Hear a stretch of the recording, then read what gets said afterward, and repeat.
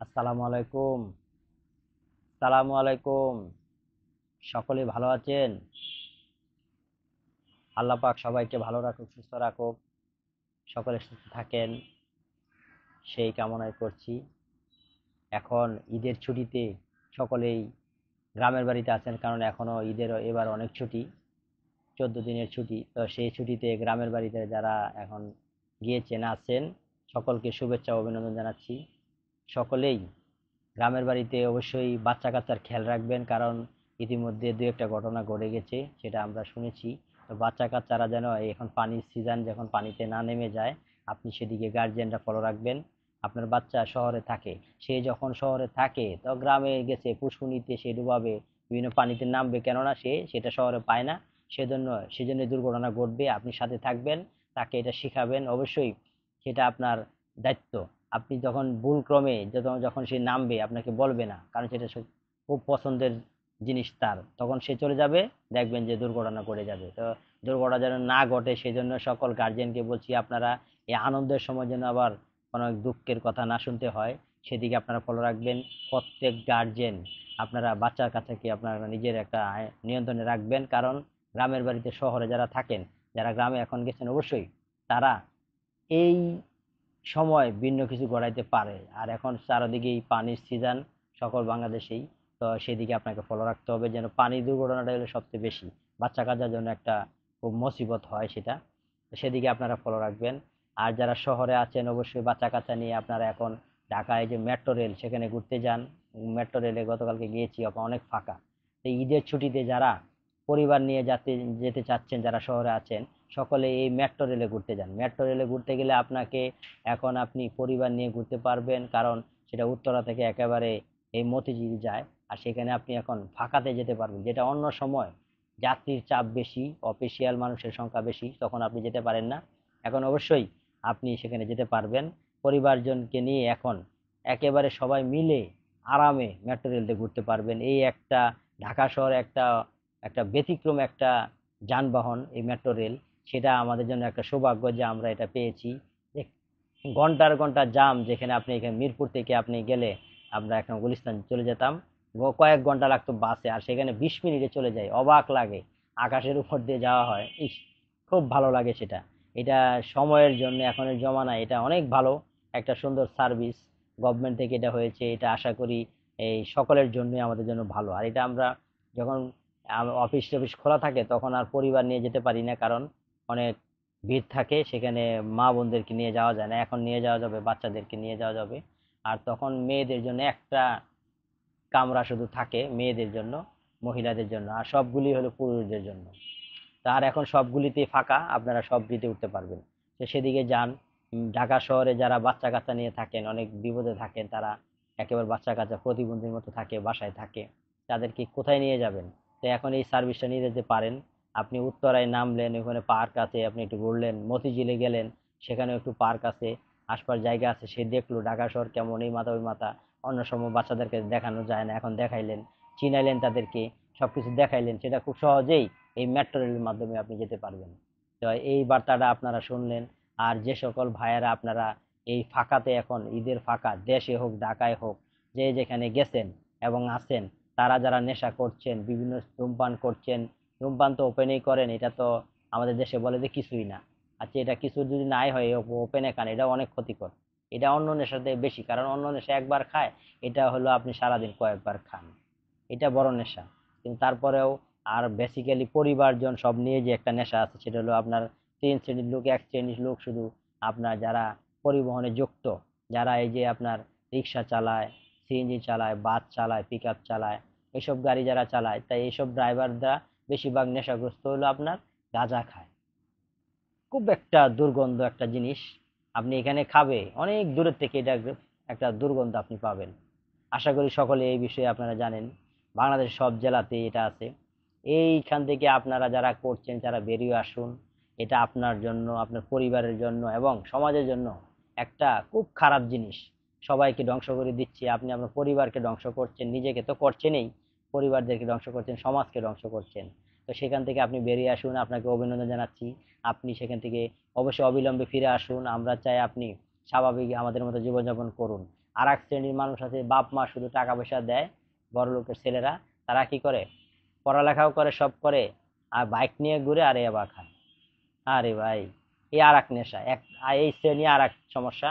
বাপ মার টাকা আছে, বাপ মা এটা জানতে চায় না আমার ছেলে কি করে।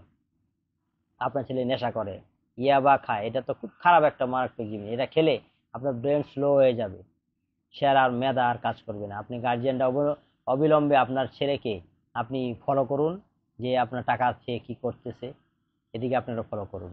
আর এক শ্রেণী আছে যারা বড় লোক, তারা মদ খায়।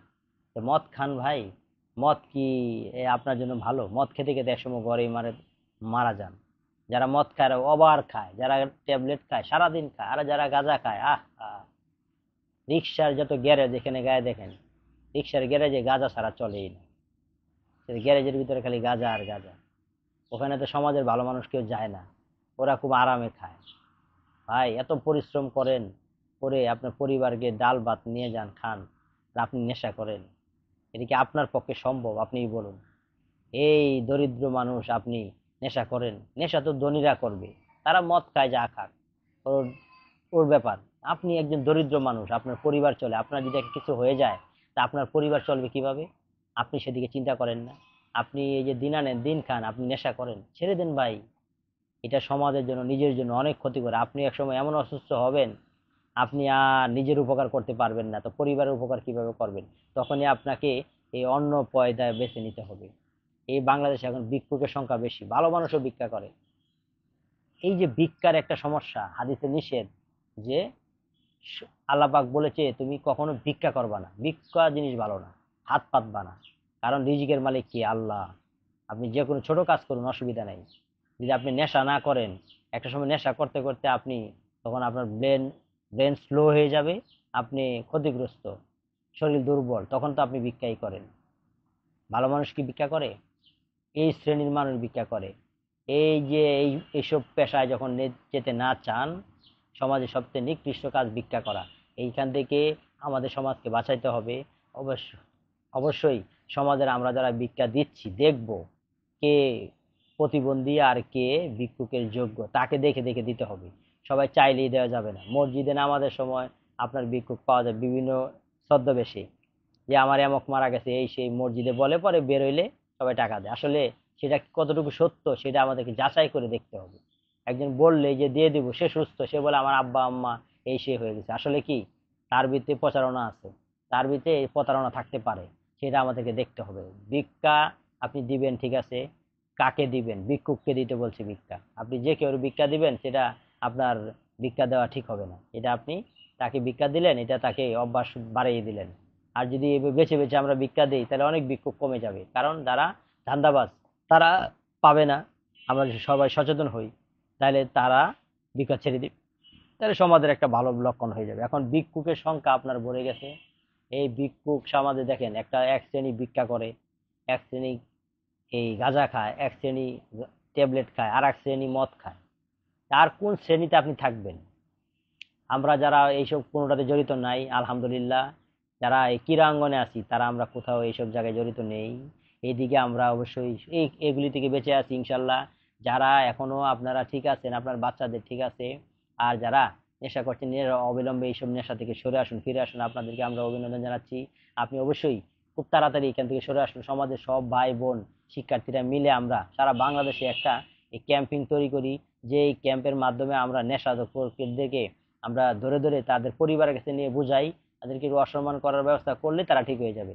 প্রথমে বুঝাই, না হলে আমরা এই ব্যবস্থা করি প্রত্যেক এলাকায়, প্রত্যেক মহল্লায়, সারা গ্রামের সব এলাকায়।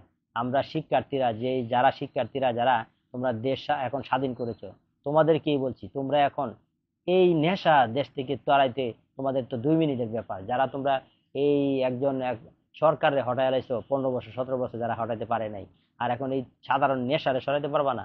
সাধারণ একটা জিনিস। আমি কয়েকদিন আগে, ঈদের আগে, আমি কিশোরগঞ্জ আসতেছিলাম, তো রাতে ভৈরবে আসছি।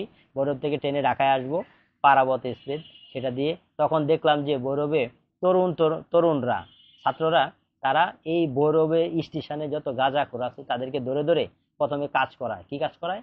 ধরে সকলের সামনে এই যে ট্রেনের যত ময়লা, এই যে ট্রেন রাস্তায় আপনি ট্রেন থেকে মানুষ ফালায় নিচে, ওগুলি পরিষ্কার করা যাচ্ছে, সকলে দাঁড়ায় দাঁড়ায় দেখতেছে, আর ওরা পরিষ্কার করতে কি একটা লজ্জা, ওরা পরিষ্কার করে। হ্যাঁ, ছেলেরা বলে পরিষ্কার কর, মানে তার শাস্তি এটা। তারপরে তাদেরকে নিয়ে আটকে রাখছি, আরো ছেলেরা ঘন্টা খানেক ছিলাম এখানে, ট্রেন লেট ছিল, লেটে আসছে। আপনাকে দেখলাম যে প্রচুর চতুর্দিক দিয়ে ট্রেন স্টেশনের আশপাশ থেকে সকলকে ধরে নিয়ে আসছে, বিভিন্ন বেশ, কেউ সাধু, এটা সেটা কি বেশ, তারা নেশা করে, সকলে ধরে আয় না এক রুমে আটকে রাখছে।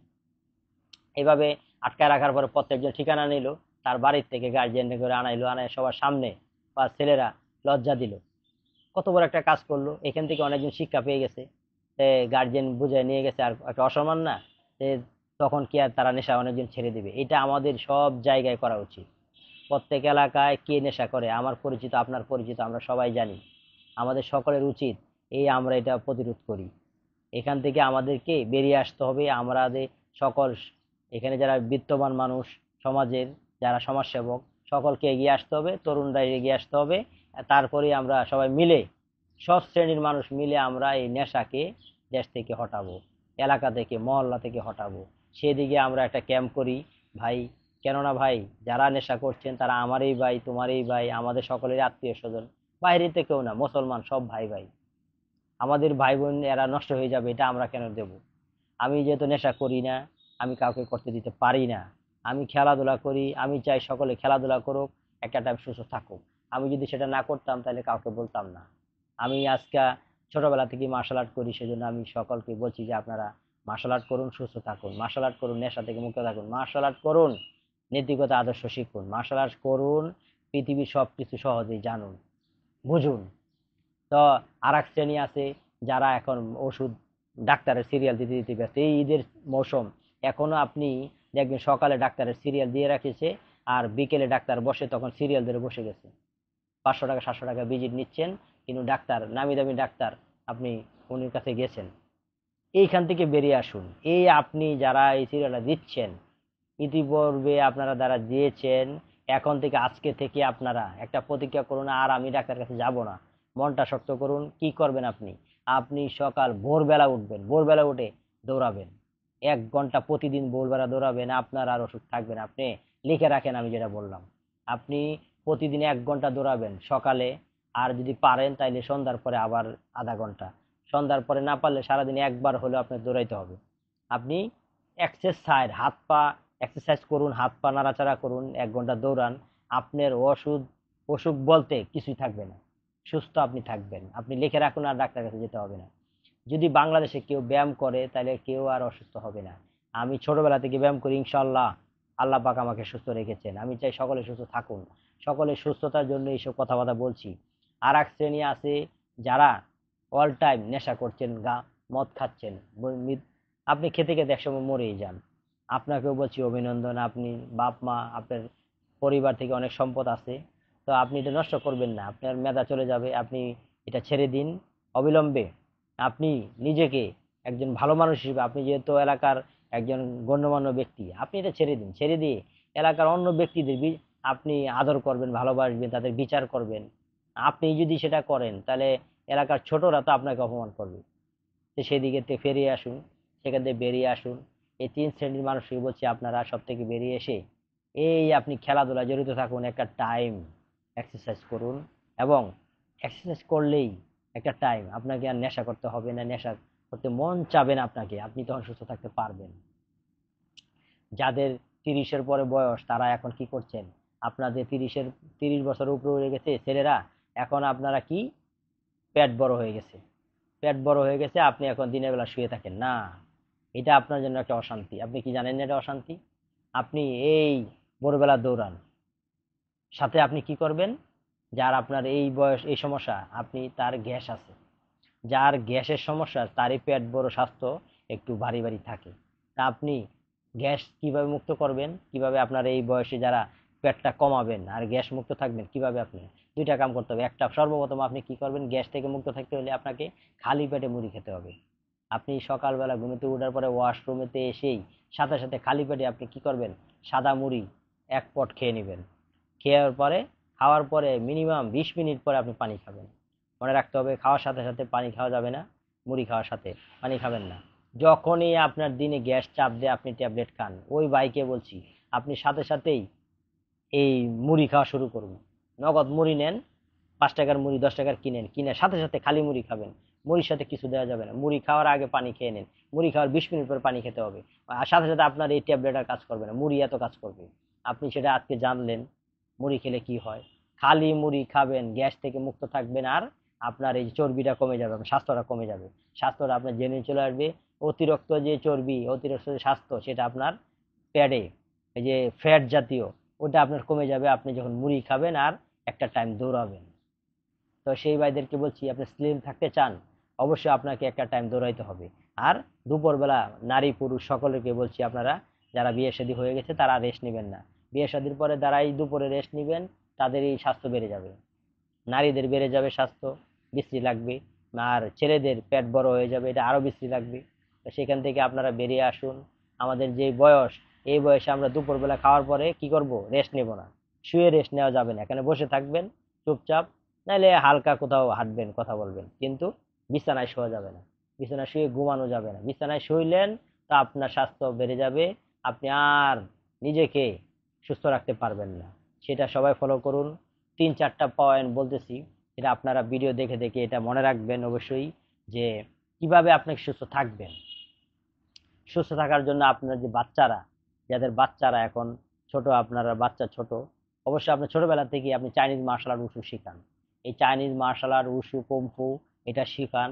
এটা এখন সারা বাংলাদেশে আমাদের ওস্তাদ, গ্র্যান্ড মাস্টার ওস্তাদ দিলদার হাসান দিনু, যিনি সাধারণ সম্পাদক বাংলাদেশ উসু ফেডারেশনের, উনি এই বার্তা পৌঁছাচ্ছেন যে সারা বাংলাদেশে এই উসুর যে এখন বর্তমানে নতুন ফেডারেশন, এই গভর্নমেন্টের আন্ডারে যিনি ফেডারেশন, বাংলাদেশ ফেডারেশন সভাপতি মেজর জেনারেল, আর তারপরে আমাদের ওস্তাদ সাধারণ সম্পাদক, ওনারা চেষ্টা করছেন যে সামনে 18তম একটা ন্যাশনাল খেলা হবে, সারা বাংলাদেশ মিলে সেখান থেকে তরুণ তরুণীরা এখানে অ্যাটেন্ড করবে, করে পদক পাবে, তাদেরকে একটা ভালো জায়গায় চাকরি বাকরি দেওয়া হবে এবং বিভিন্ন বাহিনীতে তারা জব করতে পারবে। এই 18তম ন্যাশনাল খেলার পরে থেকে তারা সিদ্ধান্ত নিয়েছেন। ইতিমধ্যে তারা বাংলাদেশ এই উশু ফেডারেশনের আন্ডারে একটা জাজেস প্রোগ্রাম হয়ে গেছে, যেটা একটা বিচারক প্রোগ্রাম। এখানে মোট 72 জন আমরা অংশগ্রহণ করি। সেখানে এই অংশগ্রহণ করে আমরা এই জাজেস একটা 3 দিনের ট্রেনিং করে আমরা জাজেস একটা সার্টিফিকেট পেয়েছি। আর যা ইতিমধ্যে আর একটা প্রোগ্রাম আছে কোচেস, যেটা এই মাসের শেষের দিকে হবে। এই কোচেস যারা করবেন তারা এখন এখানে ট্রেনিং করে কোচের সার্টিফিকেট নেবেন, তারাই সারা বাংলাদেশে এই টিচার হবেন, টিচিং করবেন, মানে টিচিং দিবেন। সে টিচার হয়ে তারপরে এই 18তম ন্যাশনাল খেলার আনার জন্য দেখেন ফেডারেশন কি সুন্দর একটা আয়োজন করেছেন। প্রথমে কোচেস, তারপরে হলো জাজেস। জাজেস প্রথম, তারপরে হলো আপনার কোচেস। দুইটা হয়ে গেল। জাজ কোচ, কোচ মানে সে প্রশিক্ষণ দেবে, সব জায়গাতে প্রশিক্ষণ দিয়ে একেবারে তৃণমূল পর্যায় থেকে সে প্রশিক্ষণ দিয়ে ন্যাশনাল টিমে অংশগ্রহণ করাবে। জাজ যারা, তারা খেলা চালাবে, তারা খেলাটা লেফরি হিসেবে থাকবে, তারা লেফরির দায়িত্বটা তারা পালন করবে। বাংলাদেশ ফেডারেশন নতুন ভাবে একটা আয়োজন করেছেন, এটা যেন তরুণ, মানে একেবারে এই নতুন সমাজ, নতুন ফেডারেশন এসেই তারা এই উদ্যোগ নিয়েছেন যে তারা এখন এই 18তম ন্যাশনাল খেলা চালাবেন। তো এখানে জাজেস আর কোচেস প্রোগ্রাম শেষেই 18তম ন্যাশনাল খেলাটা হবে। জুলাই মাসে ন্যাশনাল খেলা হবে, জুলাই শেষের দিকে। সেখান থেকে সারা বাংলাদেশে যে শিক্ষার্থীরা, যারা তরুণ তরুণী শিক্ষার্থী, তোমরা সকলেই সারা বাংলাদেশের এই উশু ফেডারেশনের আন্ডারে তোমরা এই ক্যাম্পেও জয়েন করো, যেখানে এই জাজ আর কোচ তারা প্রশিক্ষণ দিবে। সেখান থেকে তোমরা প্রশিক্ষণ শিখে তাদের মাধ্যমে তুমি এই ন্যাশনাল 18তম খেলতে আসো। সারা বাংলাদেশের প্রত্যেকটা জায়গায়, প্রত্যেকটা জেলাতে এই চাইনিজ মার্শাল আর্ট উসু কমিটি আছে, সেখানে প্রশিক্ষণ দেওয়া হবে। তো যে যে জেলাতে তোমরা আছো, আমাদের ভিডিও দেখছো, অবশ্যই আমাদের সাথে যোগাযোগ করো। বাংলাদেশ উসু ফেডারেশনের মাধ্যমে তুমি তোমার নিজেকে খেলোয়াড় হিসেবে তুমি তাড়াতাড়ি এখানে যুক্ত করতে পারবা, নিজে একজন ভালো খেলোয়াড় হতে পারবা পড়ালেখার পাশাপাশি। সেটা একমাত্র তোমার জেলা থেকে তুমি আসতে পারবা। তোমার জেলাতেই তুমি এই উসু ফেডারেশনের কার্যক্রম চলছে, তুমি হয়তো জানো না, আজকে জানলা, আমাদের কথা শুনলা, আমাদের এই যে চ্যানেলে শুনলা। তুমি এই কোন জেলাতে, সেখানেই তুমি যোগাযোগ করো। আর না পারলে আমার সাথে যোগাযোগ করো, আমি তোমাকে নাম্বার এবং টিচারের নাম বলে দিব এবং ধরিয়ে দিব, তুমি ওখান থেকে আসবা। এসে আমরা একসাথে, আমার সাথে তোমাদের সাথে দেখা হবে ন্যাশনালে। আমি একটা জেলার দায়িত্ব নিয়ে আছি, সেটা হলো বাংলাদেশ ভিতরে এই কিশোরগঞ্জ অন্যতম একটা জেলা, যেখানে ঢাকার পাশাপাশি, যেটা ঢাকা বিভাগের আন্ডারেই আমরা বিভাগীয়, ঢাকার ভিতরেই বিভাগ, সেটা কিশোরগঞ্জ। ওই জেলার দায়িত্বে আমি আছি, ওই জেলার সাধারণ সম্পাদক আমি। ওই জেলার কোচ, প্রধান কোচ হিসাবে আমি আছি। তো ওই জেলা বিগত দিনগুলোতে ন্যাশনালে যারা খেলেছো সকল শিক্ষার্থী, যারা আমার স্টুডেন্ট, যারা ইতিমধ্যে 14তম গেমস, 15তম ন্যাশনাল, 16তম ন্যাশনাল, 17তম national, club club championship, Bangladesh games, এইসব গেমসে যারা খেলেছো, যারা এখনো আছো, সকলকে আমি বলছি তোমরা আরো ভালো প্রশিক্ষণ নাও। কেননা সামনে যত দিন যাবে তোমাদের তত অভিজ্ঞতা বাড়বে। এইবার বাংলাদেশ উশু ফেডারেশনের সাধারণ সম্পাদক উনি যেটা বলেছেন, এই বার্তাটা, যে এখন শুধু প্লেয়াররা টাকা পাবে, এখন প্লেয়াররা টাকা পাবে, যদি পদক পায় সে একটা, এবার তাকে একটা দামি মোবাইল দেওয়া হবে, সাথে টাকা দেওয়া হবে। এটা আমাদের সভাপতি মহোদয়, সাধারণ সম্পাদক ঘোষণা দিয়েছেন যে তাদেরকে এখন অর্থায়ন করা হবে, যেটা বিগত দিনগুলোতে বাংলাদেশ উশু ফেডারেশন থেকে কিছুই দেওয়া হয় নাই। কিশোরগঞ্জ জেলা থেকেও কোনো জেলা থেকেই কোনো প্লেয়ার কিছু পাইছে মার্শাল আর্টে, তাকে কিছু দেওয়া হয় নাই। এটা আমি আমার জেলাতে কিশোরগঞ্জ কখনো দেখিনি। শুধু তারা টি শার্ট দিত আর পারমিশন দিয়ে দিত যে আপনি খেলেন, আসা যাওয়ার খরচও দিত না তারা। তো সেখান থেকে এখন বাংলাদেশ উশু ফেডারেশন চাচ্ছে বাংলাদেশ অলিম্পিক থেকে, ক্রীড়া পরিষদ থেকে সে একটা ব্যবস্থা করবে, প্রত্যেক জেলার কোচেরা কিছু টাকা পয়সা পাবে এবং প্লেয়াররা চাকরি পাবে। যেটা বিগত দিনগুলোতে হয় নাই। যারা বিভিন্ন খেলায় অংশগ্রহণ করেছে সারা বাংলাদেশে, সকল খেলোয়াড়দের বলছি যে তোমরা বাংলাদেশে প্রত্যেক জেলায় নতুন কমিটির অন্তর্ভুক্তে তোমরা এখন জয়েন করো, খেলো, বাংলাদেশ উশু ফেডারেশনের মাধ্যমে এই 18তম ন্যাশনাল খেলায় অংশগ্রহণ করো এবং নিজেকে একজন স্বাবলম্বী খেলোয়াড় হিসেবে আর্থিক স্বাবলম্বী করতে পারো, সেই জন্য তুমি এখন কাজ করো। আমাদের কিশোরগঞ্জ যারা নতুন, যারা যাদের বাড়ি কিশোরগঞ্জ, তোমরা আমার চ্যানেলে দেখছো, ইউটিউবে দেখছো, অবশ্যই সকলকে আমি অভিনন্দন জানাচ্ছি। আমার জেলার ছাত্রছাত্রী সবাইকে অভিনন্দন জানাচ্ছি যে আমাদের অনেক প্লেয়ার আছে, তোমরা নতুন যারা এখন যুক্ত হবা, আমার ওদের সাথে যুক্ত হও। কিশোরগঞ্জ সদরে গরুদয়াল কলেজ, তারপরে মহিলা কলেজ, তারপরে এই যে আশপাশে যতগুলি স্কুল, কিশোরগঞ্জ সদরে 13 থানার ভিতরে যত স্কুল কলেজ, সকল প্রায় স্কুলে আমাদের প্রশিক্ষণ হয়। মাঠে মাঠে হয়, স্কুল লেভেলে না, এটা হলো মাঠে হয়। তো সেখান থেকে তোমরা অ্যাটেন্ড করো, করে সামনে 18তম ন্যাশনাল খেলার জন্য প্রশিক্ষণ দেওয়া হচ্ছে অলরেডি আমার নেতৃত্বে। ওখানে আমি দিচ্ছি, আমার ভালো ভালো টিচার যারা আমার অ্যাসিস্ট্যান্ট তারা দিচ্ছে। সেখানে তোমরা অ্যাটেন্ড করো, অ্যাটেন্ড করেই তোমরা এই 18তম ন্যাশনাল খেলায় আমরা একটা লাস্ট খেলার আগে একটা বাছাই করব জেলা আলোর মেলা স্টেডিয়ামে, জেলা স্টেডিয়ামে, নতুন স্টেডিয়ামে। সেখানে বাছাই করা শেষে যারা ভালো করবা তাদেরকে আমরা এই ন্যাশনাল খেলতে নিয়ে আসবো। তোমাদের কোনো খরচ নেই, তুমি একেবারে টি শার্ট পাবা, বাংলা উশু ফেডারেশন থেকে দেবে, কিষাণ জেলা ক্রীড়া সংস্থা থেকে দেবে। তুমি বিনা খরচে এখানে এসে থাকবা, খাবা, খেলবা, তোমার কোনো খরচ নেই। ভালো করলেই তুমি চাকরি পাবা। আর এই ক্যাম্পে যারা ভালো করবা তারাই ন্যাশনালে খেলতে পারবা। আশা করি ক্যাম্পে মোটামুটি চান্স পাওয়া 40-50 জন, এত প্লেয়ার আমাদের লাগে খেলায়। তো সেইখানে তোমরা যারাই অ্যাটেন্ড এখনো করোনি, তোমরা সিদ্ধান্ত নেও যে উশু চাইনিজ মার্শাল আর্ট শিখবা। সর্বপ্রথম কথা হলো সুস্থ থাকবা। একটা টাইম মার্শাল আর্ট যদি তুমি এখন শেখো এই বয়সে, এখন খেললা, এই যে তোমার ভিতরে একটা এখন যে একটা শিক্ষা হয়ে গেল, সেটা তুমি যখন বড় জব করবা, এই খেলাতেই তোমার থাকতে হবে এমন কোনো কথা নেই। এই খেলাটা এই জন্য শিখবা যে সারা জীবন সুস্থ থাকবা। আরে ভাই, সুস্থ থাকার জন্যই তো জীবনে সব করি। যে ব্যক্তি সুস্থ সেই তো দুনিয়ার সবচেয়ে ধনী, যে অসুস্থ সে সবচেয়ে গরিব। যত কোটিপতি হোক সে, যদি অসুস্থ থাকে সে সবচেয়ে গরিব। আর যে যত বড় ফকিরই হোক, যত বড় গরিব মানুষ হোক, দিন আনে দিন খায়, সে যদি সুস্থ থাকে তাহলে সে বড় ধনী। এটা আমার কথা। আমি বলি যে সুস্থতা হলো আল্লাহর নিয়ামত, আর সুস্থ যে ব্যক্তি সেই ব্যক্তি সবচেয়ে ধনী। সবকিছু সুস্থ আল্লাহ পাকের নিয়ামত। আমার তো ধনী কে আছে ভাই? সেই ধনী থাকার জন্য অবশ্যই ছোটবেলাতেই মার্শাল আর্ট করে আসছি। এখন তোমরা যে যে বয়সে আছো এই চাইনিজ মার্শাল আর্ট করো, করে তরুণরা খেলতে আসো, খেলাধুলা করো। ছোট যারা তোমরা তারা শিখো চাইনিজ মার্শাল আর্ট। আমাদের সারা বাংলাদেশ সব জায়গায় শিখে তোমরা বিকেএসপি তে প্রথম আসো, শিক্ষা প্রতিষ্ঠান বিকেএসপি তে তোমরা এই আসো। এসে তোমরা এই শিক্ষা প্রতিষ্ঠান বিকেএসপি তে তোমরা এখন এই পড়ালেখা আর খেলাধুলা এটা চলবে। যদি আমাদের চাইনিজ মার্শাল আর্ট শেখো, সেখানে তোমরা এখানে যেতে পারবা। তো ইতিমধ্যে আমাদের যে ব্রাঞ্চ, ঢাকায় একটা ব্রাঞ্চ, ঢাকা ক্যান্টনমেন্ট কচুকাতে আমার ব্রাঞ্চ, সেখান থেকে মাহফুজ খান আমার স্টুডেন্ট, সে এবার 25-এ পিকেএসপির বোর্ডে সে চান্স পেয়েছে। ঢাকা বোর্ডে অনেক স্টুডেন্ট সেখান থেকে চান্স পেয়েছে। সে অলরেডি 1 মাস ক্যাম্প করে এসেছে, তাকে অভিনন্দন জানাচ্ছি, তার পরিবারদেরকে অভিনন্দন জানাচ্ছি। সে অলরেডি 1 মাস ক্যাম্প শেষে ঈদের আগে এসেছে। আবার তার 2 মাসের একটা ক্যাম্প হবে, সেটা বিকেএসপি যারা 15 জন নিয়েছে তাদের ভিতরে এখন অর্ধেক 50% হয়তো যাবে, যারা 2 মাসের ক্যাম্পে চান্স পাবে। এই যারা এখন চান্স পাবে তারাই সামনের দিনগুলো বিকেএসপি থাকবে। তো এখানেও চান্স পাবে আশা করি। সেই আশা ব্যর্থ করছি আর সেই আশা করছি যে এখানে তাকে দেখা যাবে ইনশাল্লাহ। হ্যাঁ, তো এইভাবে সকল নতুন বাচ্চারা, আপনাদের বাচ্চাদেরকে আপনারা শিখান, শিক্ষা প্রতিষ্ঠান বিকেএসপি তে যাবে তারা, তারা যে সেখানে তাদের মানে যে একটা জাতীয় খেলা সেটা শিখবে পড়ালেখার পাশাপাশি, সে একজন ন্যাশনাল প্লেয়ার হবে। আপনি যে কোনো খেলাতেই আপনি অংশগ্রহণ করাইতে পারেন, সব বাংলা সব খেলায় বিকেএসপি তে আছে। শিক্ষা প্রতিষ্ঠান বিকেএসপি তে আমাদের উশুতে সহজ, আমরা খুব তাড়াতাড়ি বাড়াইতে পারি। ক্রিকেটে অনেক কঠিন, অনেকজন করে হয়তো এতজন যেতে পারে না, কিন্তু ফুটবলেও না, কিন্তু আমাদেরটা সহজে যেতে পারে। তো আশা করি যে বাংলাদেশে সব খেলা যেমন আছে সব খেলাতে অংশগ্রহণ করুন, তবে সহজে উশু, চাইনিজ মার্শাল আর্ট, এটা শুধু ব্যায়াম আর ব্যায়াম। এটা শিখলে সারা জীবন সে সুস্থ থাকবে, এক বেলায় শিখবে, সারা মৃত্যুর আগ পর্যন্ত সে সেটা মনে রাখতে পারবে, এই খেলাটা সে খেলতে পারবে। এটা একমাত্র আপনার সুস্থ থাকার জন্য। সুস্থ থাকার জন্য সকল মানুষের এই চাইনিজ মার্শাল আর্ট উশু করা দরকার। উশু কুম্ফু যে করবে সারা জীবন সুস্থ থাকবে। খুব ছোটবেলা থেকে মার্শাল আর্ট শিখেছি, এখন শিখাচ্ছি, ইনশাল্লাহ সুস্থ আছি। যারা আমার কাছে শিখছে তারাও সুস্থ আছে, ইনশাল্লাহ যারা এখন শিখবে তারাও সুস্থ থাকবে।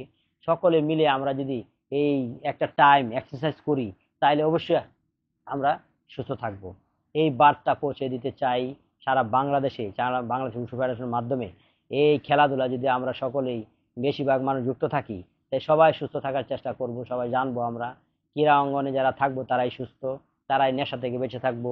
নেশা একমাত্র তারাই করে যারা খেলাধুলা জানে না। খেলাধুলা যে জানে সে কখনো নেশা করতে পারে না। আমি তো ধূমপান করি না, এটা তো মৃত্যুর আগে ধূমপান করব না, মৃত্যুর পরে গিয়ে করব, জান্নাতে গিয়ে নেশা করব, দুনিয়াতে করবো কেন ভাই? দুনিয়াতে তো সবাই করে, আমরা যারা খেলাধুলা করি আমরা নাই করলাম। সেই খেলাধুলার অন্তর্ভুক্ত আপনারা হয়ে যান, তোমরা ছোটরা হয়ে যাও, যেন নেশাকে তোমরা না বলো এবং এটাকে ঘৃণা করো, আর সুস্থ জীবন বেছে নাও।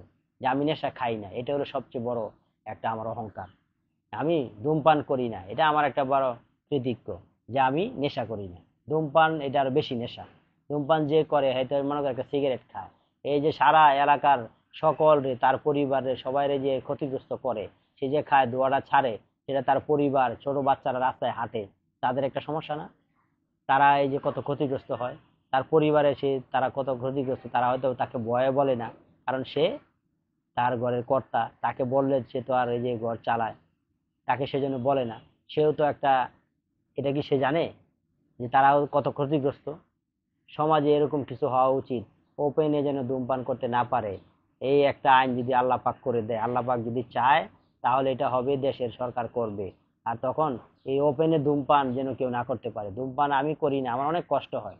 কোথাও বসে আমরা যদি চা খেতে যাই, সেখানে প্রায় মানুষই চা খায় আর ধূমপান খায়, তাহলে খেতে আমরা প্লেয়াররা খেতে পারি না, আমাদের এটা তো ভালো লাগে না, কারণ ধূমপান আমি শুনতে পারি না, এটা গ্রান আসলে আমার খুব খারাপ লাগে। তো সেই জন্যই আমি চাচ্ছি যে ভাই সকল এলাকায় পাড়া মহল্লায় আমরা ধূমপান যে করে তাকে আমরা সচেতন করি, বুঝাই, একটা টিম করি, করে আমরা এটা সচেতন করার ব্যাপারটা একটা চালু করে দিই, তাহলে আমাদের সমাজ বেঁচে যাবে। আর আমরা সবাই বেঁচে যাব, ভালো পরিবেশে থাকবো। শুধু ভিডিও দেখবো, গেমস খেলবো আর মোবাইলে দেখবো, দেখে কথা শুনবো, শোনার পরে আর কাম করব না, কাজে লাগবে না, সেটাই সেই শুনে কোনো লাভ নাই। সারাদিন ওয়াজ শুনবেন কিন্তু ওয়াজ শোনা শেষ, পরে আমল করার কোনো নাম নাই। এটা তো হবে না ভাই। আপনি যেটাই শুনবেন সেটা কাজে লাগানোর চেষ্টা করবেন। সুস্থ থাকার জন্য সকলের দরকার, সুস্থতা হলো সবচেয়ে একটা গুরুত্বপূর্ণ বিষয়। যে কোনো বয়সে আপনাকে সুস্থ থাকতে হবে। আপনি আপনার জন্য, দেশের জন্য, পরিবারের জন্য, নিজের জন্য আপনি সুস্থ থাকবেন, সেজন্য আপনাকে একটা টাইম খেলাধুলা করতে হবে। বাংলাদেশ উশু ফেডারেশনের আন্ডারে এখন তরুণদের জোয়ার, এখন সারা দেশে এই উশু ক্যাম্পিং চলছে, যেখানে উশু কুম্ফু প্রশিক্ষণ দেওয়ার জন্য এই এক দেড়শো প্রশিক্ষক তারা এখন দায়িত্ব নিয়েছেন ফেডারেশনের আন্ডারে, তারা প্রশিক্ষণ দিবেন এবং দিচ্ছেন। আপনারা যারা এই এখন পড়ালেখা তোমরা যারা করছো, তোমরা সকলে এখানে অ্যাড হও, টাকা পয়সা খরচ হবে না, কিন্তু তোমাদের এখানে একটা পড়ালেখার পাশাপাশি একটা খেলা তুমি জড়িত হয়ে যাবা, জীবনের জন্য বেঁচে যাবা, সুস্থ থাকার জন্য তোমার একটা বিশাল মাধ্যম হয়ে যাবে। আশা করি সকল ভাইয়েরাই, বোনেরা তোমরা এখানে অ্যাটেন্ড করবা। আমি চাই বাংলাদেশের প্রত্যেকটা জেলাতে, আনাচে কানাচে, অলিগলিতে, ঘরে এই মার্শাল আর্ট চলুক। মার্শাল আর্ট চললে সে নেশা করবে না, মার্শাল আর্ট করলে বাপ মার স্নেহ মমতা ভালোবাসা সেটা দেবে সে। আপনি যারা যেসব গার্ডিয়ানরা আপনার বাচ্চারে আপনি স্কুল পড়াচ্ছেন, সে সানগ্লাস পরছে, আপনি তাকে মার্শাল আর্ট যুক্ত করুন, আর সানগ্লাস পরতে হবে না। প্রতিবন্ধীর মতো আপনি তাকে কেন রাখবেন? সে মার্শাল আর্ট করলে আপনি আর সে কখনো সানগ্লাস পরবে না। আপনি লিখে রাখুন, আমাদের ব্রাঞ্চে তাকে ভর্তি করান, সে আর কখনো সানগ্লাস চোখে পরবে না। সে তার প্রোটিনের অভাব, আমাদেরটা করলে সে জানবে কি খেতে হয়, কখন কি খেতে হয়, কি খেলে কি হয়, তখনই সে আর সানগ্লাস পরবে না। এটা আপনি এই মার্শাল আর্টে যুক্ত করুন, দেখুন যে আপনি সে আর নেশা করবে না, সে সে আর কখনো সানগ্লাস পরবে না। তো আশা করি সেদিকে আপনি ফলো রাখবেন। আপনার বাচ্চাদেরকে আপনারা সবসময় কত মহব্বত করেন, কত ভালোবাসেন। সে বাচ্চা যদি ছোটবেলাতে চশমা চোখে দেয়, তাকে কি ভালো ভালো মানায়? আগের কালে বুড়ারা দেখতাম চোখে চশমা চোখে দিত, আর এখন জমানায় যত বুড়া আছে দেখি যে সানগ্লাস চোখে দেয় না। অনেক বয়স, 100-100-র বেশি নামাজ পড়ে দেখি আমরা, ওনারা সানগ্লাস চোখে দেয় না। অথচ একটা 5 বছরের বাচ্চা সানগ্লাস চোখে দেয়, 5-7 বছর সানগ্লাস ছাড়া সে পড়তে পারে না, দেখতে পারে না।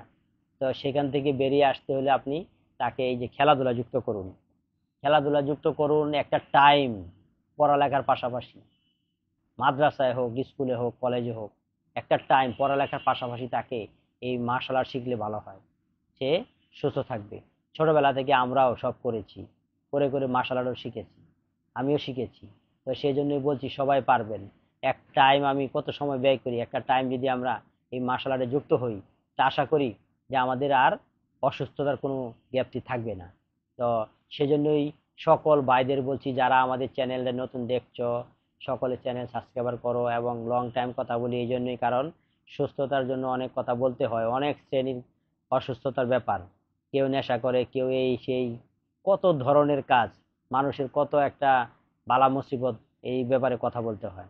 তো কথা বলতে সব বিষয়ে গেলে অনেক সময় লাগে, অনেক লং টাইম কথা বলি, লং টাইম মুখস্থ কথা বলি, কোনো কাগজপত্র দেখে বলি না। কেননা সব কিছু ছোটবেলা থেকেই এই মার্শাল আর্ট করে দেখে শুনে বুঝেছি এবং সেটা শিখেছি। এখন সবাই প্র্যাকটিক্যাল এটা ক্লাস করাবো, নেটে বলবো, এই জন্য সকলরা যেন আপনারা শুনে তারপরে আপনারা যেন একটা টাইম এক্সারসাইজ করতে পারেন, সুস্থ থাকেন। সকল যে যে বিষয়ে আপনি শুনছেন, কারো না কোনো একটা বিষয় কাজে লাগবেই। একটা ব্যাপার, একটা কথা আপনার কেউ না কেউর কাজে লাগবে। হয়তো এই 2 মিনিট বলেছি, যে এই 2 মিনিট এমক ভাই বোনের কাজে লাগছে, আবার সামনে 2 মিনিট বলেছি অন্য ভাই বোনের কাজে লেগেছে, সেটা অবশ্যই হবে। ফাঁকি কথা, বাকি কথা এবং কি কোনো কথা কাজে লাগবে না, সেই ধরনের কোনো কথা ইনশাল্লাহ আমি পেজে বলে থাকি না। এটা আমার প্র্যাকটিক্যাল শিখা। একেবারে আমি ছোটবেলা থেকেই এই মার্শাল আর্ট শিখেছি, ক্রীড়া অঙ্গনে, স্পোর্টস, এটার সাথে জড়িত আছি আমি। আমি ছোটবেলা থেকে এগুলি আমার মুখস্থ। কথা বললে লং টাইম আমি বলতে পারি, কেননা এটা আমার ভিতরে আছে, আমি এটা প্র্যাকটিক্যাল করি। আর সেজন্য আমি মার্শাল আর্ট শিখছি, আর এই সব কিছু জানি যে কিভাবে কখন কি খেলে কি হয়। আপনি অবশ্যই, যারা প্রত্যেক মানুষের দরকার একটা টাইম, সারাদিন আমি ভাত মাছ খাই, একটা টাইম আমাকে এক্সারসাইজ করতে হবে। আপনি চাকরি করেন, আপনি একটা টাইম, যত চাকরি করেন আপনি, আপনি বাসা থেকে রিক্সায় যতটুকু রাস্তা যান, ওই রাস্তাটা আপনি একটু আগে বেরোন, আপনি হেঁটে হেঁটে যান, হাঁটবেন, বিকালে সেম আবার নেমে হাঁটে হেঁটে আসবেন। অফিস শেষে বাসায় আসলে রেস্ট নেবেন, ভালো লাগবে আপনার। আপনি এটা করুন। ভোরবেলা যদি একান্তে আপনি চাকরি করতে বেশি টায়ার্ড হয়ে যান, তখন আপনি ফজরের পরে উঠুন, 1 ঘন্টা দৌড়ে আসুন, আসে ফ্রেশ হয়ে অফিসে যান, সারাদিন আপনাকে ভালো লাগবে। যারা আপনারা প্রতিদিনই একটা কোম্পানি জব করেন, আর সেখানে আপনি সকালে যান, রাতে ফিরেন, আপনাদের জন্য বলছি আপনারা হাঁটাহাঁটিও করুন, নাহলে কিন্তু একটা সময় আপনি অসুস্থ হয়ে পড়বেন। আপনাকে আর সুস্থ করতে কেউ পারবে না, কারণ আপনি বসে বসে থাকেন না। বসে থাকলে এমনিতেই মানুষের এই যে ফিগারটা বসে, শরীরটা বসে যায়, আর মনটাও দুর্বল হয়ে যায়, আর সবসময় এইভাবে একটা সময় সে মৃত্যুর দিকে ধাবিত হয়। তো সেজন্য এইসব ভাইদেরকে বলছি, চাকরিজীবী ভাইয়েরা, আপনারা একটা টাইম খেলাধুলা যুক্ত থাকুন। ভোরবেলা এক টাইম হইলেও, আপনি ছুটির দিন খুব বেশি অংশ খেলেন, ছুটির দিনে আপনি একটা প্রয়াণ করেন যে কারা কারা আপনার বয়স কত ছোট, যারা মাঠে ঘাটে খেলে, আপনি ওখানে যে প্লেয়ার হয়ে যান, ট্রাউজার পরে চলে যান, তাদের সাথে খেলুন। ভোরবেলা উঠলেই প্লেয়ারের অভাব নাই। ছোট বাচ্চারা স্কুলে পড়ে, কলেজে পড়ে, এইসব বাচ্চা কাচ্চারা সবসময় খেলে। বাংলাদেশে এমন কোনো মাঠ নাই যেখানে সকালে বিকালে বাচ্চারা না খেলে। একটা সময় তো আমরাও খেলেছি। একটা সময় আপনি আমি কি মার্শাল আর্ট না জানি এমনি খেলা খেলিনি? কত ফুটবল খেলেছি। তারপরে মার্শাল আর্ট খেলার পরে, শিকার পরে আর কোথাও কখনো যাইনি, কারণ এই খেলার পরে আর কোনো খেলা আমার ভালো লাগে না। এই মার্শাল আর্ট পৃথিবীর সব খেলার উপরে একটা ব্যায়াম। এখান থেকে ফিজিক্যাল প্র্যাকটিক্যাল যেটা আপনি শিখবেন সব খেলাতে লাগবে। ফুটবল খেলেন, আপনি মার্শাল আর্ট শিখেন, ফুটবল এমন জোরে মারবেন যে বল আর খুঁজে পাওয়া যাবে না। ক্রিকেট খেলেন, আপনার হাতে মার্শাল আর্ট শিখে তারপরে খেলেন, দেখেন আপনার হাতে এত প্রেশার, এত পাওয়ার হাতের কবজিতে, যে আপনি দেখবেন যে বল কোথায় চলে গেছে। কারণ মার্শাল আর্ট শিখলে আপনার ফিগারের সম্পূর্ণ পাওয়ারটা হাতের পায়ে চলে আসবে পাঁচ কিক মারার কারণে। তখন আপনি সেটা আপনি দেখবেন যে কত পাওয়ার, আপনার মতো একজন আপনি জায়গায় রাখতে পারবেন দুই হাতে। এটা কিন্তু আপনার মনেই হবে না যে সে কি আসলে। এটা আপনি মার্শাল আর্ট না জানলে সেটা পারবেন না। আপনি যারা আমরা মার্শাল আর্ট জানি, আমরা লং টাইম হাঁটতে হাঁটতে চলে যাই অনেক দূরে। আমি গাড়িতে যাই না, কারণ আমি হেঁটে হেঁটে যাই, কারণ এটা আমার ভালো লাগে, এটা আমার হাঁটতে আমার খুব ভালো লাগে। আমি বাসা থেকে অল টাইম মিনিমাম 20 টাকা রিক্সা ভাড়া সবসময় হাঁটি। সারাদিন আমি 2-3 বার আসি যাই প্রয়োজনে, বাসায় এদিক সেদিক। হ্যাঁ, তো আমি হেঁটে হেঁটে যাই, কখনো রিক্সায় যাই না। তো সেটা আপনারা যদি সেভাবে করেন তাহলে একটা টাইম সুস্থ থাকবেন। ভাই, সুস্থ থাকার জন্য সকলেই তো চাই। আর সুস্থ থাকতে গেলেই আমাকে একটা টাইম এক্সারসাইজ করতে হবে, এটার কোনো বিকল্প নাই। আমি ভিডিও দেখলাম কিন্তু নিজে কখনো করলাম না, তো সেটা তো আমার জন্য পসিবল না। আমি দেখলাম আর শুনলাম, এই লং টাইম আমার কথা শুনলেন, কিন্তু ভাই একটা টাইম যদি আপনি একটা টাইম এক্সারসাইজ করেন, নেক্সট ভিডিওতে যখন আপনি যাবেন নিচে কমেন্টসে লিখবেন যে হ্যাঁ ভাই আমি আপনার কথা শুনে এখন করছি, আলহামদুলিল্লাহ, তখন আমাকে আমি সার্থক মনে করব যে আমার কথা বলাটা এটা সত্য, মানে সার্থক। আমি বলছি এক ভাই এক বোন আমারটা শুনে করতেছে, করে দেখেন ভাই, ভালো লাগবে। আপনি যেভাবে বলেছি সেই নিয়মে করুন। আমি কয়েকটা পয়েন্ট বলেছি, একটা হলো যে যে নেশা করবেন তাকে, আর একটা পয়েন্ট বলছি তার নেশা করেন কিভাবে ছাড়বেন। এটা একটা গুরুত্বপূর্ণ পয়েন্ট। যে নেশা করতেছেন, আপনি সর্বপ্রথম আল্লাহর হস্তে আপনি যার সাথে নেশা করেন তাকে মানে ওভারটেক করুন, তার থেকে দূরে থাকুন। যার থেকে নেশা আসে, যেখান থেকে আপনি কেনেন, তার থেকে দূরে থাকুন। 2-1 দিন আপনি তার থেকে দূরে থাকুন আস্তে আস্তে। একেবারে তো পারবেন না, হয়তো 2 দিনে একবার যোগাযোগ করুন, 3 দিনে একবার করুন, 4 দিনে একবার করুন, সপ্তাহে একবার করুন, পরে 10 দিন পরে একবার, এইভাবে আপনি ছেড়ে দিতে পারবেন। আপনি সর্বপ্রথম যেসব বন্ধু বান্ধব যারা নেশা করে, বড় আর ছোট নয়, সবাই বন্ধু। বন্ধু হওয়া লাগে না, আল্লাহ পাক বলেছেন নেশা করলে তুমি বাপ আর ছেলেও এটা বন্ধুত্ব হতে পারবে। তো নেশা যারা করে বড় আর ছোট নয়, সবাই বন্ধু। বুঝেন নাই? একটা সময় আমরা হয়তো বয়স অনুযায়ী বন্ধু হই, নেশা করলে সকলে এই সব বুড়া আর বাচ্চা বন্ধু, এটা মানায়, এটা আল্লাহ পাকই বলেছেন। তো সেই জন্য এই বন্ধু থেকে আপনি দূরে থাকুন সর্বপ্রথম। যদি তার সাথে দেখা কম না করেন, যেখানে নেশা করেন সেখানে আপনি কম কম যান, আস্তে আস্তে দেখবেন কি আপনি এখান থেকে সরে গেছেন। ওই সময় সরে গেছেন, আপনার কাছে খুব ভালো লাগবে। আর তখন ওই লোকেরাও সেম কাজ করবে, আপনি তাদেরকেও বলবেন এইভাবে ছেড়ে দাও। আপনি যান না, সেও আসে না, এই দেখেন উনিও ছাড়তেছে আপনিও ছাড়তেছেন। সর্বপ্রথম যারা নেশা করেন তাদের বন্ধু বান্ধব নাই, ভাই বন্ধু পরিবার এদের কথা মনে নাই। সারাদিনে ঘুম থেকে উঠলেই একটা টাইম আপনি আপনার বন্ধুকে ফোন দিয়ে খুঁজবেন, আরে কোথায় আসো, তাড়াতাড়ি আসো, সেও দৌড়ে আসবে, আপনিও যাবেন। কেন? এখন আনন্দ হবে, আহ আহ, কি আনন্দ, টাকা দিয়ে নেশা করবো, নিজে ধ্বংস হয়ে যাব, পরিবার আমার পরিবারকে ধ্বংস করে দিব, নেশা খেয়ে আমি একটা সময় মরে যাব, অসুস্থ হয়ে যাব, আর সেই জন্য আমাকে ডাকছে। এটা তো শয়তানের অসহসা। শয়তান এখানে খুব খুশি হয়, শয়তান একা নেশা খেতে দেয় না। নেশা যারা করে দেখবেন আপনি তারা জড়িত, আপনি ভালো কাজ করেন না, আপনি সঙ্গী পাবেন না। নামাজ পড়তে মানুষকে বলেন, আপনি তেমন কেউ আপনার সাথে যাবে না। হ্যাঁ, আপনি নেশা খেতে গেলে দেখেন আপনি বন্ধু বান্ধব অভাব হবে না, তাদেরকে আপনি একসাথ করে ফেলবেন, একজন একজনের খুঁজবে, ডাকবে, পয়েন্ট বের করে রাখবে, এই জায়গা বসে খাবো, আহ আনন্দ, আহ আরে ধ্বংস রে ধ্বংস। আপনি আনন্দ মনে করছেন, সবচেয়ে ধ্বংস, আপনি ধ্বংস, জাতি ধ্বংস, আপনার পরিবার ধ্বংস, দেশকে আপনি ধ্বংস করে দিচ্ছেন। সেজন্য এই ভাইকে বলছি, আপনি সর্বপ্রথম আপনার টেকনিকটা হলো আপনি এখান থেকে কিভাবে আসবেন। আপনি যে বন্ধু বান্ধব আজকে থেকে আপনি আমার কথা শুনে যদি আপনার একটু ভালো লাগে, মহব্বত লাগে, নিজের প্রতি একটু মহব্বত বেড়ে যায়, পরিবারের প্রতি মহব্বত বেড়ে যায়, তা আজকের পরে থেকে আপনি কি করবেন?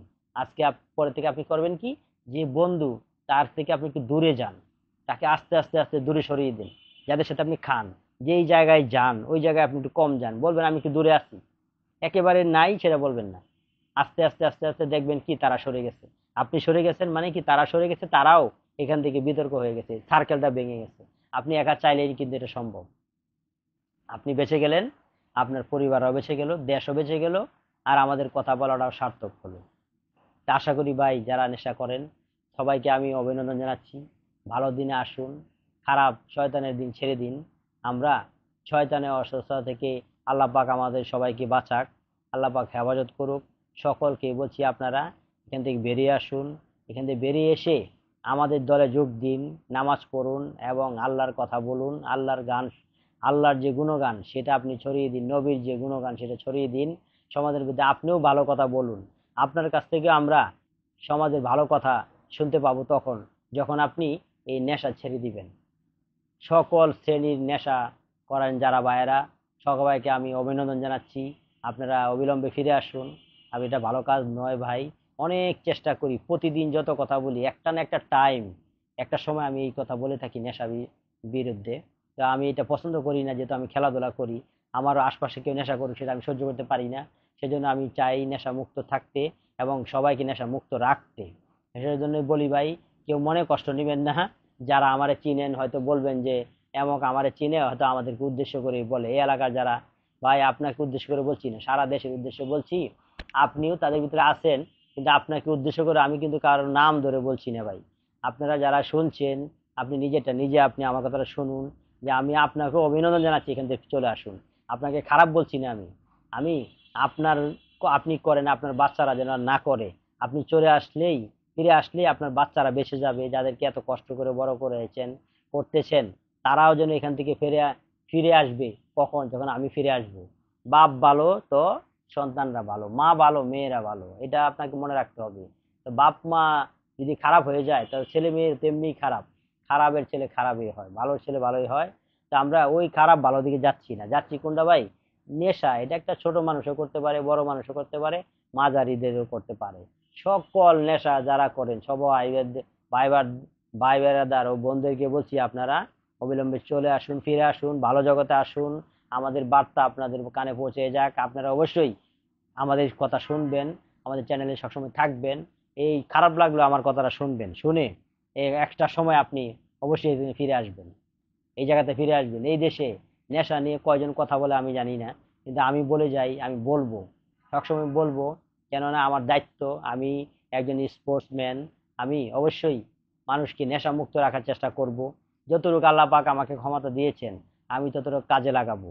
আমি চাচ্ছি যে আমি নেশা করি না, আমার জেলাতে যারা করবে, আমার এলাকায়, সারা বাংলাদেশে আমাদের সংগঠন সকলের উদ্দেশ্যেই আমরা এই বার্তা পৌঁছাচ্ছি যে সকলেই আমাদের এক বাক্যে, সকল ভাইয়েরাই যারা প্রশিক্ষক, কোচ, সবাই আপনারা এই প্রতিরোধ গড়ে তুলুন যে আপনার এলাকায় পরিচিত যারা, তারা যেন নেশা ছেড়ে দেয়। সেভাবে আপনার স্টুডেন্টদেরকে আপনি বলুন যে তাদের সাথে কথা বলুক। একটা সময় আপনার একটা ক্যাম্পের ব্যবস্থা করুন, যে যারা শিক্ষার্থী তাদেরকে নিয়ে এই নেশা থেকে যে কিভাবে দেশকে, আপনার জেলাকে বাঁচানো যায় সেই ব্যাপারটা আপনি কাজ করুন।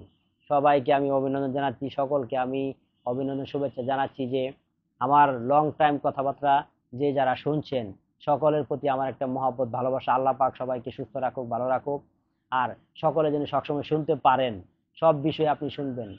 কত কিছু তো শুনেন, 1 ঘন্টা 2 ঘন্টা 3 ঘন্টা একটা আপনি সিনেমা দেখেন, বসে বসে মোবাইলে দেখেন, আপনি গেমস খেলেন, আহা অনেকক্ষণ গেমস খেলতে চলে যান। আরে ভাই, এই একটা টাইম, এই কিছু কথাবার্তা, একটা এক বেশে বসে একটা টাইম আমি আধা ঘন্টা যদি কথা বলি, সেটা আপনি বলতে পারবেন? আপনি শুনুন, শুনে দেখুন যে এখানে কত পার্ট আছে, কতগুলি বিষয়ে এখানে বলা হয়েছে, সেই আপনার কোনটা দরকার, আপনি কোনটা করেন, সেটা থেকে আপনি চলে আসুন, সেখান থেকে ফিরে আসুন। এখানে বিভিন্ন শ্রেণীর কথা বলা হয়েছে, বিভিন্ন জনের কথা বলা হয়েছে। তো যার যেটা লাগে সে তার জন্যই বলা হয়েছে, একজনের জন্য সেটা বলা হয় নাই। যে সবাই এখান থেকে ফিরে আসবেন, যে যেই নেশা করেন সেখান থেকে ফিরে আসুন। যে যেমন যত অসুস্থ সে, আপনারা দৌড়াদৌড়ি করুন, দৌড়ান। আপনি একটু আগের মতো ছোটবেলার কথা মনে করুন, ছোটবেলায় কেমন ছিলেন, ছোটবেলায় আপনি কি করতেন, আর ছোটবেলায় আপনি কিভাবে দৌড়াইতেন আর তো কত সুস্থ থাকতেন। ছোটবেলায় বলতেন যে আমি লোহা খাইলেও হয়, খেয়ে নি, আর এখন সাধারণ বুট খেতেও কষ্ট হয়।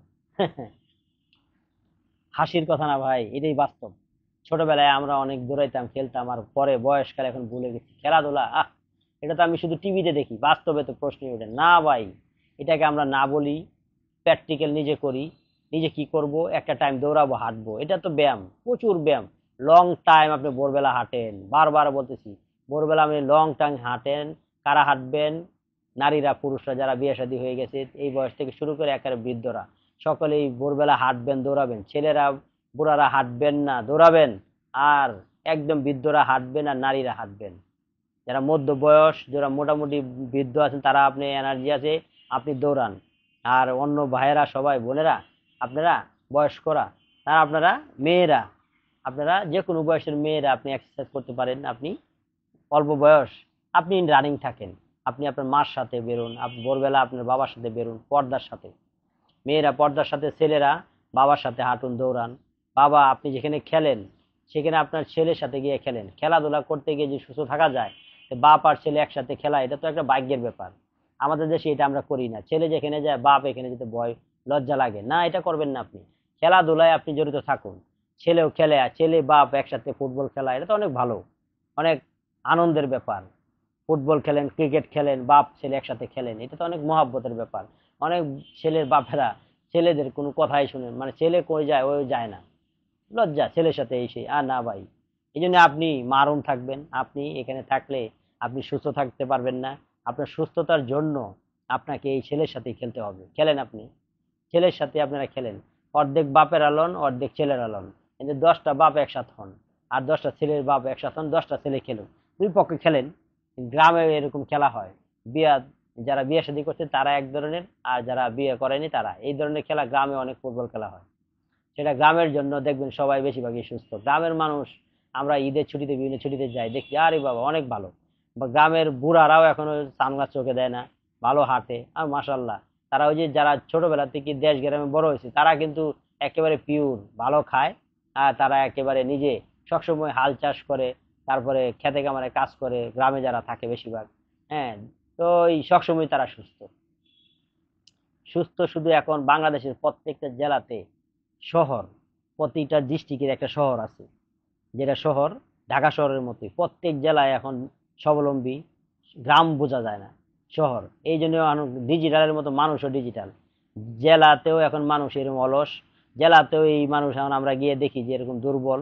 এখন ঢাকাতে না শুধু সারা বাংলাদেশে প্রত্যেক জেলাতেই যেখানেই আপনাকে শহরের মতো সেখানেই দেখছি অলসতা, আর মানুষ এই এই সব এই যেগুলি কথা বলেছি এই সবগুলিতে জড়িত।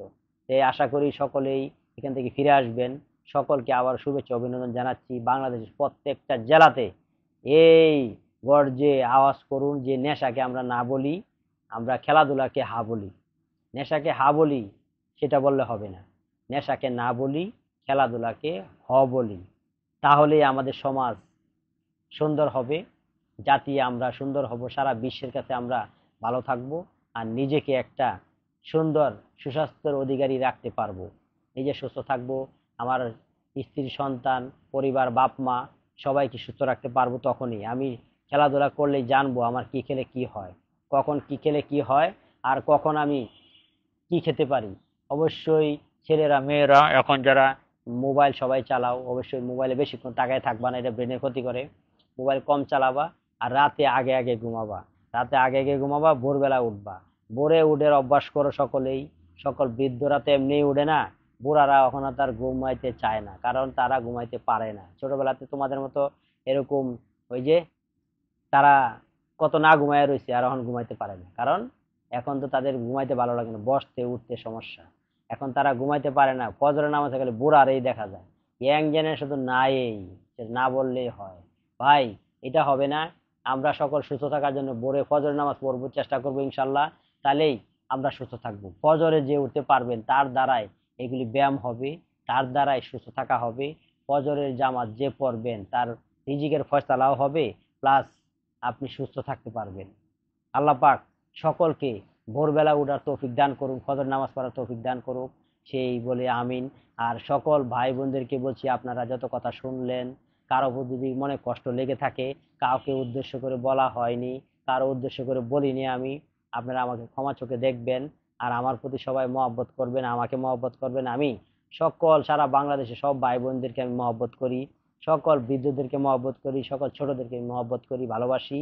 সকলে আমার মানে স্নেহের পাত্র, আপনারা সবাই আপনার স্নেহ ভালোবাসি আপনাদেরকে আমি, আপনারা আমাকে ভালোবাসবেন। আপনাদের জন্য আমি দোয়া করি আল্লাহ পাকের কাছে, আল্লাহ পাক সবাইকে সুস্থ রাখুক, এবং আল্লাহ পাকের কাছে আল্লাহ পাক যেন আমাকে সুস্থ রাখে সেই দোয়া আপনারা করুন, আপনাদের কাছে আমি সেটা চাচ্ছি।